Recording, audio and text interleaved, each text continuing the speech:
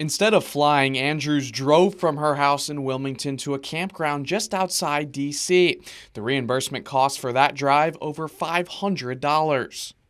Registering for the conference alone is expensive. Barnett paying over $1,000, Andrews over $900, Rivenbark and Sappho $780, Joyner $720, Spencer $670, and Waddell $645.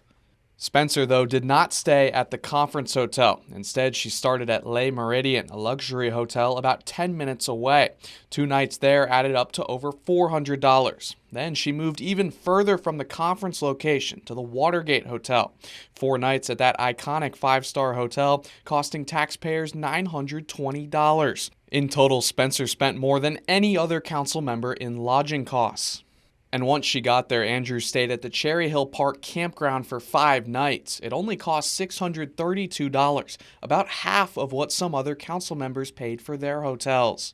And then you add in the hotel costs. Most council members stayed at the Arlo, a luxury hotel down the street from the conference site. Rooms there cost $319 per night. The hotel costs at the Arlo alone accounted for a quarter of trip expenses. The receipt says at 5:15 that afternoon, 12 passengers rode from the cemetery to Clyde's of Georgetown, a restaurant 2 miles across the Potomac River. They arrived in Georgetown at 5:18, just 3 minutes later. The receipt shows a $382 flat charge, a $76 tip, and over $133 in fees and fuel charges.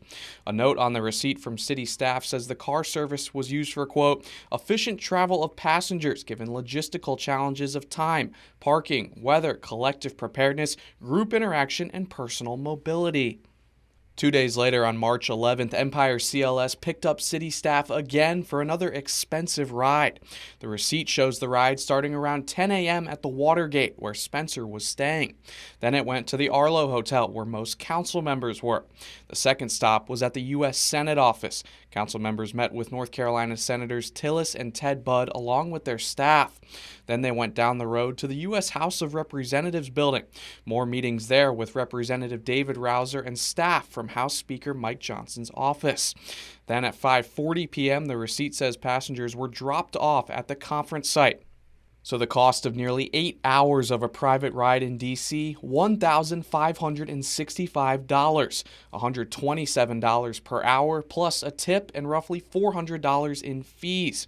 The receipt offers a similar explanation to the ride from 2 days earlier. The car service was used for, quote, efficient travel of passengers to meetings in various locations in a single day, given logistical challenges.